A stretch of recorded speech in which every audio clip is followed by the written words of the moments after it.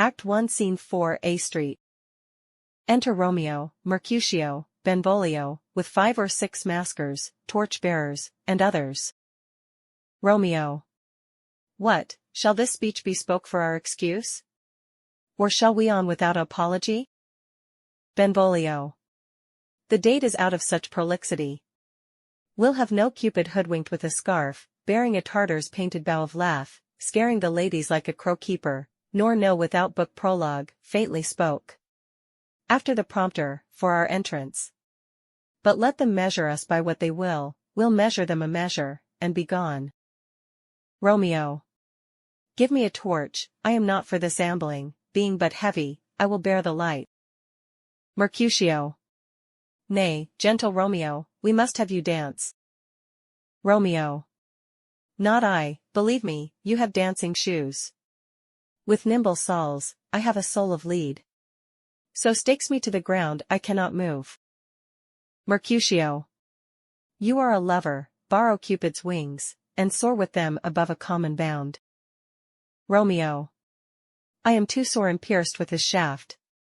To soar with his light feathers, and so bound, I cannot bound a pitch above dull woe. Under love's heavy burden do I sink. Mercutio. And, to sink in it, should you burden love, too great oppression for a tender thing. Romeo. Is love a tender thing? It is too rough, too rude, too boisterous, and it pricks like thorn. Mercutio. If love be rough with you, be rough with love, prick love for pricking, and you beat love down. Give me a case to put my visage in. A visor, for a visor. What care I? What curious eye doth quote deformities? Here are the beetle brows shall blush for me. Benvolio. Come, knock and enter, and no sooner in, but every man betake him to his legs. Romeo. A torch for me, let wanton sleight of heart tickle the senseless rushes with their heels, for I am proverbed with a grandsire phrase, I'll be a candle holder, and look on. The game was ne'er so fair, and I am done. Mercutio. Tut, done's the mouse, the constable's own word. If thou art done, we'll draw thee from the mire of this Sir Reverence love, wherein thou stick'st up to the ears. Come, we burn daylight, ho! Romeo. Nay, that's not so. Mercutio. I mean, sir, in delay. We waste our lights in vain, like lamps by day. Take our good meaning, for our judgment sits 5 times in that air once in our 5 wits. Romeo. And we mean well in going to this mask, but 'tis no wit to go. Mercutio.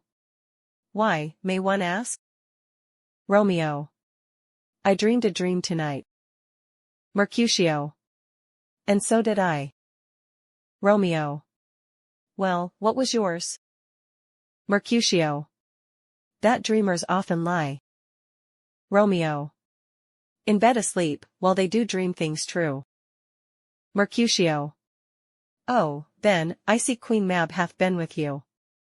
She is the fairy's midwife, and she comes in shape no bigger than an agate stone, on the forefinger of an alderman, drawn with a team of little atomies.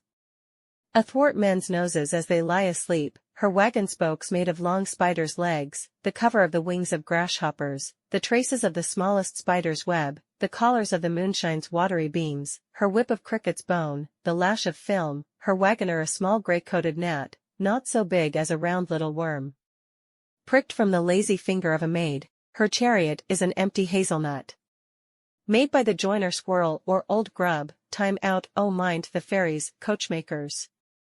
And in this state she gallops night by night through lovers' brains, and then they dream of love, o'er courtiers' knees, that dream on courtesies straight, o'er lawyers' fingers, who straight dream on fees, o'er ladies' lips, who straight on kisses dream, which oft the angry Mab with blisters plagues, because their breaths with sweetmeats tainted are.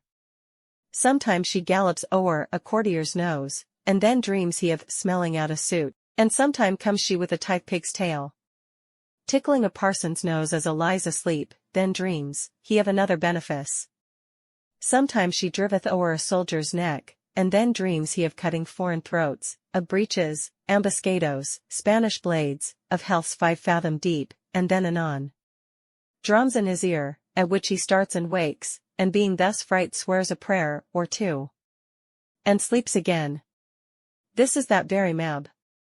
That plats the manes of horses in the night, and bakes the elflocks in foul sluttish hairs, which once untangled, much misfortune bodes. This is the hag, when maids lie on their backs, that presses them and learns them first to bear, making them women of good carriage. This is she. Romeo. Peace, peace, Mercutio, peace. Thou talk'st of nothing. Mercutio. True, I talk of dreams, which are the children of an idle brain, begot of nothing but vain fantasy, which is as thin of substance as the air, and more inconstant than the wind, who woos even now the frozen bosom of the north, and, being angered, puffs away from thence, turning his face to the dew-dropping south. Benvolio. This wind, you talk of, blows us from ourselves, supper is done, and we shall come too late. Romeo. I fear, too early, for my mind misgives. Some consequence yet hanging in the stars shall bitterly begin his fearful date. With this night's revels and expire the term of a despised life closed in my breast by some vile forfeit of untimely death. But he, that hath the steerage of my course, direct my sail on, lusty gentleman.